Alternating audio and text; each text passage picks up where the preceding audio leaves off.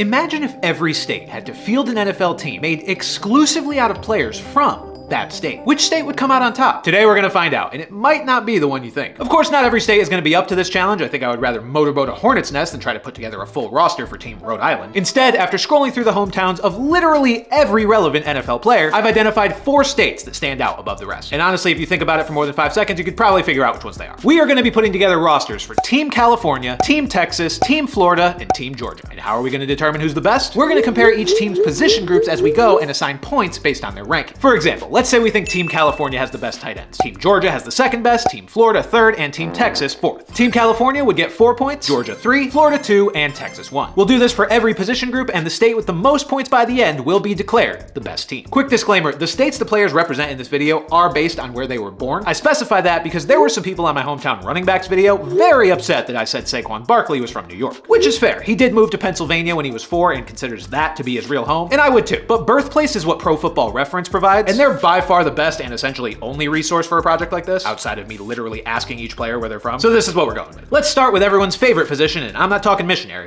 it's the quarterbacks. If you've seen my hometown quarterbacks video, you already know this, but Team California is loaded here. We've got Josh Allen, Jaden Daniels, and Jared Goff. Now that's gonna be tough to beat, but what does Texas, widely known as the quarterback hotbed of the United States, have to counter? Well, they've got Patrick Mahomes, Jalen Hurts, and Baker Mayfield. Not bad. Florida comes out very strong as well with Lamar Jackson, Matthew Stafford, and Geno Smith. And unfortunately for Georgia, while they are very competitive in some of these other position groups, quarterback is not their strong suit. They have Justin Fields, Josh Dobbs, and Malik Willis. Yes, that's it. They also technically have Deshaun Watson, but we don't acknowledge him and he's toast anyway. Georgia's clearly at the bottom of the quarterback rankings, leaving us a 3-man race for the other spots. This is very tough, but I think in third place, I gotta go with Team Florida. Lamar is a monster, but Stafford, despite his greatness, is getting older. And Geno Smith, while I like him a lot, is the worst QB3 among this group to me. Now we're really splitting hairs with the elite of the elite. But for me, and feel free to disagree in the comments, I'm giving the edge to California. I know, Texas has 2 Super Bowl champions, but football is a team sport, and to me, Josh Allen has been playing better than Mahomes these last 2 years. Jared Goff and Jalen Hurts are on a very similar tier, and Jaden Daniels, I really believe, is next up. Very tight race though, and I wouldn't blame you for scoring it differently. At running back, I went 4 deep here. For Team California, we've got Joe Mixon, One-Eyed Najee Harris, Zach Charbonnet, and Ray Davis. Team Texas has Devon Achane, J.K. Dobbins, Roshan Johnson, and Kendre Miller. Florida has Derrick Henry, James Cook, Ashton Jeanty, and Jerome Ford. And Georgia has Jahmyr Gibbs, Alvin Kamara, Aaron Jones, and Nick Chubb. And this is where it gets fun, because this is way different from the quarterbacks, where California and Texas were the cream of the crop. Because I think we can all agree that Florida and Georgia look to be the strongest and deepest groups here. Again, splitting hairs, but I am gonna give the top spot to Georgia. I just like Jahmyr Gibbs a lot, and they have so much proven depth behind him. Florida will come in at number 2, and I fully acknowledge that if Ashton Jeanty lives up to the hype, they could very well take that top spot. I think Devon Achane is the best running back remaining across Team Texas and Team California, but California's depth is just so much better that I am gonna put them at number 3 and Texas at number 4. Now I'm excited to see all these guys play this season, and I am planning on seeing some of them play in person, which is why I want to give the sponsor of today's video, SeatGeek, a huge shout out. With over 28 million downloads, SeatGeek is the #1 rated ticketing app. There are more than 70,000 events listed on SeatGeek, including not only sports, but also concerts, festivals, and more. I've personally used them for a lot of events over the years, including WWE, baseball, basketball, football, you name it. I love using SeatGeek, and now that I'm back home in the great state of Connecticut and the great region of New England, I am planning to see the one and only Drake May and my Patriots very soon, along with my alma mater and 6-time national champion UConn Huskies. And SeatGeek's gonna help me do it. And they have your back. Each ticket is rated on a scale of 1 to 10, so you know you're getting a good deal. So look for the green dots. Green means good, red means bad. Plus, every ticket is backed by their buyer guarantee. And of course, I have a code for you guys. You can use code BRAND10 for 10% off your next set of tickets at SeatGeek. That's 10% off any tickets with promo code BRAND10. Make sure you click the link in the description to download the app and have the code automatically added to your account so you can use it later. Thank you, SeatGeek. Now let's get back to it. Next up, we've got the wide receivers, and we're going 6 deep here. California has Amon-Ra St. Brown, Drake London, Devontae Adams, Michael Pittman Jr., Chris Olave, and Khalil Shakir. Texas has Mike Evans, Jackson Smith-Njigba, Jalen Waddle, Cortland Sutton, Marvin Mims, and Quentin Johnston. Florida has Zay Flowers, Calvin Ridley, Tank Dell, Jerry Jeudy, Marquise Brown, and Elijah Moore. And Georgia has Tyreek Hill, Ladd McConkey, Josh Downs, Rashad Bateman, Darius Slayton, and Khalif Raymond. Now you may have noticed that most of the very best receivers in the NFL aren't here. That's because they're all from Louisiana. So while Louisiana didn't have enough at the other positions for me to give them their own team, they would have absolutely mopped the floor at the receiver position. As for the teams we do have, I think think Florida is pretty clearly the weakest here. Also kind of funny that Florida just has every major piece of the Baltimore Ravens offense with Lamar Jackson, Derrick Henry, and now Zay Flowers. I'm gonna put Georgia third. I just think the depth for California and Texas is a lot better. And then I'm gonna give the #1 spot to Team California. I think their high-end talent and depth is a little bit better than Texas. I'll take that top 3 of St. Brown, London, and Adams against just about anyone. And with Pittman, Olave, and Shakir rotating in, forget it. You know how I just said all the best receivers were off the table for this video because they're all from Louisiana? Yeah, that's even more true for the tight end position because they're all from the Midwest. Wisconsin, Ohio, Illinois. So it was slim pickings for basically everyone. Except California, who lucked out with Brock Bowers and some solid veteran depth behind him with Zach Ertz and Austin Hooper. Texas is down bad though. They've got Brock Wright, Kylan Granson, and Jared Wiley. That is disgusting. Florida isn't any better with Hayden Hurst, Elijah Higgins, and Jaheim Bell, but Georgia actually makes out okay with Evan Engram, Tyler Higbee, and Chig Okonkwo. California and Georgia are a pretty easy 1-2 here, and then Texas and Florida, I mean, pick your poison. I guess I'll give the slight edge to Texas because Brock Wright is at least on an NFL team while Hayden Hurst is not, but it's gross either way. It's a little surprising to me how much of a backseat Texas has taken up to this point. They're kind of the football state, so the fact they're in 3rd place after 4 position groups is kind of crazy. But that's about to change here with the offensive line. It's another position where a lot of the talent is off the board because so many of these big country boys are from the Midwest, but there are still plenty from Texas. Let's start with California though, just to keep it consistent. They've got Colton Miller and Austin Jackson at the tackle spots, and then Joel Bitonio, Drew Dahlman, and Elijah Vera Tucker on the inside. Very respectable, even if the depth behind them isn't much to speak of. But then we've got Texas, where describing their line as respectable would be an insult. Their tackles are Trent Williams and Lane Johnson, and then they've got Tyler Smith, Eric McCoy, and Robert Hunt on the inside. And for the sake of this video, I'm keeping these guys true to their positions like guard and tackle, but they also have Rashawn Slater and Jake Matthews as tackle depth, who you could plug in at either guard spot if you really wanted to and create a literal brick wall for an O-line. Florida was a bit of a struggle. They've got Laramie Tunsil and Jawan Taylor as their tackles, which is pretty good, but Chandler Zavala, Ryan Newsel, and Evan Neal on the inside. And then Georgia has Andrew Thomas and Amarius Mims at their tackle spots, with Ben Cleveland, Trey Hill, and Dylan Parham on the inside. But they also have a veteran in Orlando Brown Jr. and a young buck in Broderick Jones as depth. This is a pretty clear win for Texas, with California coming in 2nd, Georgia 3rd, and Florida 4th. Before we move on to the defense, let's take one more look at these offenses as a whole. Go ahead and pause the video if you want to get a longer look at any one team, but yeah, outside of a few relative weaknesses here and there, all 4 of these teams are absolutely loaded. Now let's see how much more loaded they get when we add in the defense. And for the defense, we're going to implement a little multiplier here for our scoring system. Because there are only going to be 3 position groups we discuss on the defensive side of the ball, the D-line, linebackers, and secondary. But on offense, there were 5, meaning there were a lot more points up for grabs. So to try to even that out, we're going to do a 1.5 times multiplier. So each team will get 1.5, 3, 4.5, or 6 points, depending how they rank. It doesn't make it exactly equal, but I do think offense is still slightly more important in today's NFL, if for no other reason than that's where the quarterback plays, and it's the most important position in professional sports. So I'm okay with them having a slight edge in available points, though it's still not by much. Make sense? Cool. Starting with the defensive lines, Team California is rocking Vita Vea and Leonard Williams on the inside, with Carl Granderson and Jalen Phillips coming off the edge. But Texas is going to continue making up ground here, because on top of a solid interior duo with Nnamdi Madubuike and Tavondre Sweat, their edge rushers are Myles Garrett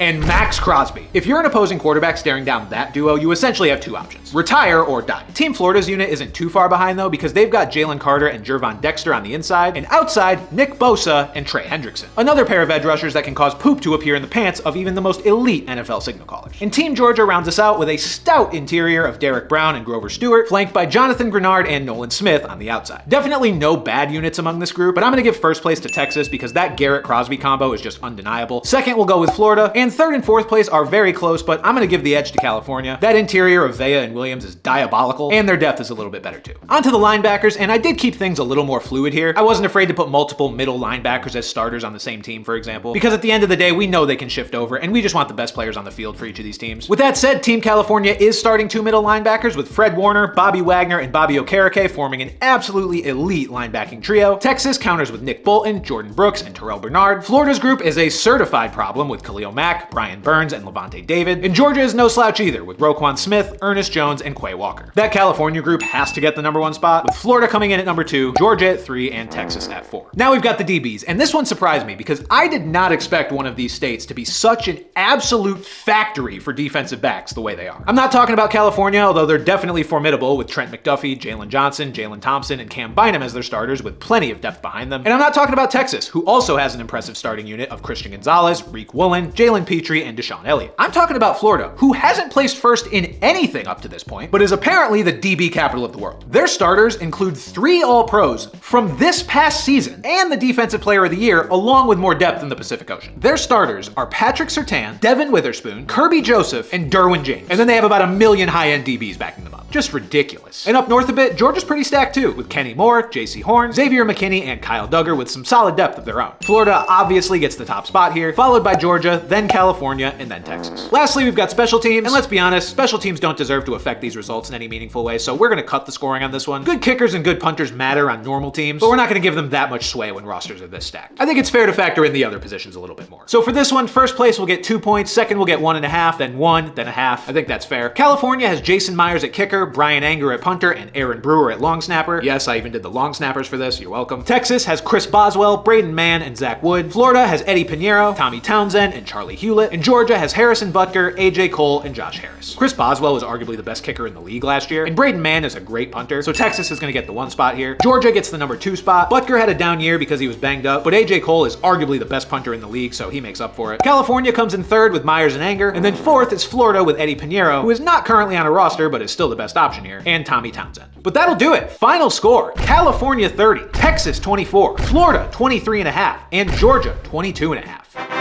I'm definitely a little surprised Texas didn't come out on top here with just how synonymous they are with the game of football. But I guess being the most populated US state really does go a long way, even if Texas isn't that far behind. I'd love to see how this would play out on an actual field, and while we probably can't make that happen, I do think there's a way for me to do this in a Madden simulation. It wouldn't be easy, but I do think I could do it, so if you guys would be interested in that, definitely let me know in the comments and I could try to make that happen for a future video. But for now, thank you guys for watching. Be sure to like the video and subscribe to the channel if you haven't already, and I'll see you next time.